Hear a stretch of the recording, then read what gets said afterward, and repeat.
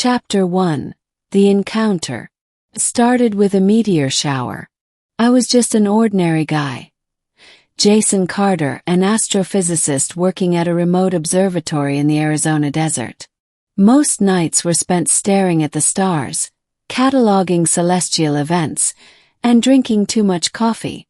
But that night was different. The meteor shower wasn't on any of our radars. One moment the sky was clear. The next, streaks of violet and gold split the heavens like fireworks. And then something crashed in the desert. Not a meteor but a ship. I grabbed my gear and drove out, expecting debris, maybe even military intervention. Instead I found her. She emerged from the wreckage like a vision. Tall, radiant, her skin shimmering like liquid silver under the moonlight. Her eyes were pools of endless stars, and when she spoke, her voice resonated in my bones. "You are the one who has been calling to me." I had no idea what she meant. But before I could react, she touched my forehead, and the world dissolved into light.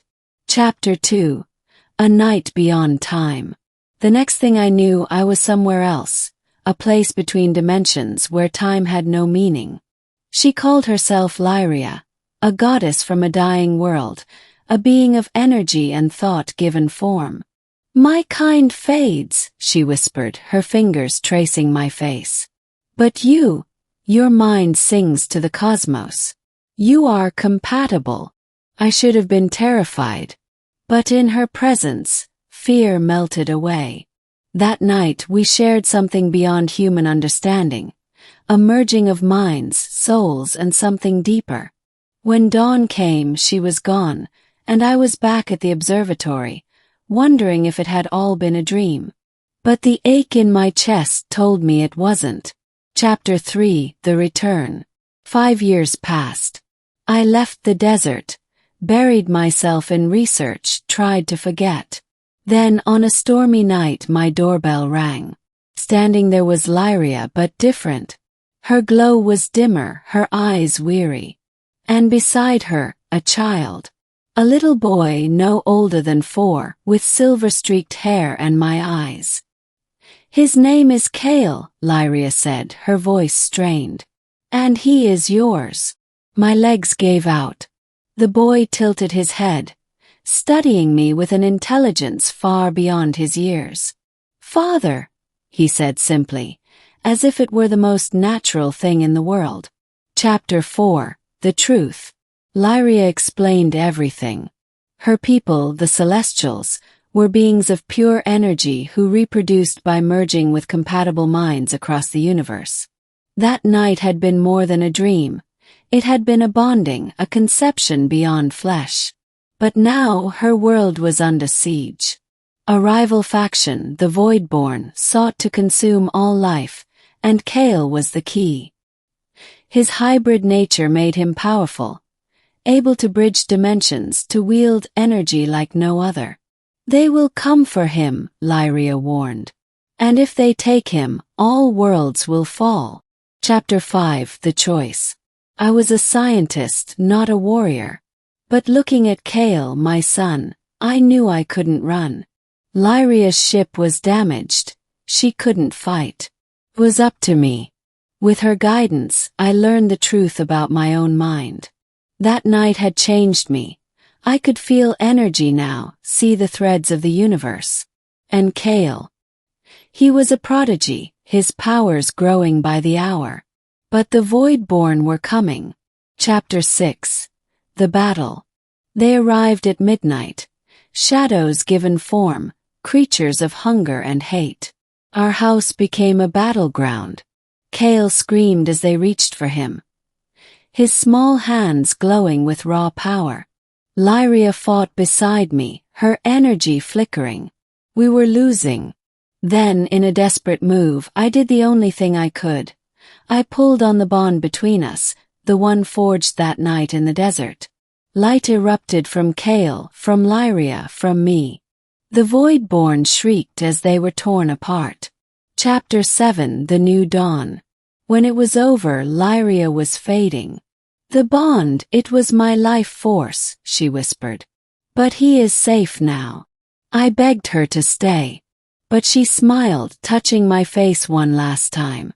You were always meant to be his father. Then she was gone, dissolved into starlight. Cale sobbed in my arms. But as the sun rose, he looked up at me with those ancient, knowing eyes. We have to protect them, he said. All of them. Epilogue. Now I'm no longer just Jason Carter, astrophysicist. I'm the guardian of a child who is half human, half God. The Voidborn will return. And when they do, we'll be ready. Because the stars themselves sing in his blood. And I'll die before I let anyone take him from me again. The years passed, and Cale grew stronger. What began as a desperate fight for survival evolved into something greater. A purpose. Lyria had sacrificed herself to save him, to save us. And I refused to let that be in vain. I trained Cale as best I could, though much of his power was instinctual. He could bend light, phase through solid matter, even glimpse fragments of the future.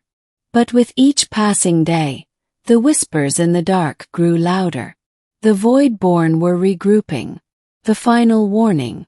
One evening, as Cale and I stood beneath the desert sky, the same place where I had first met Lyria, the air itself seemed to tremble.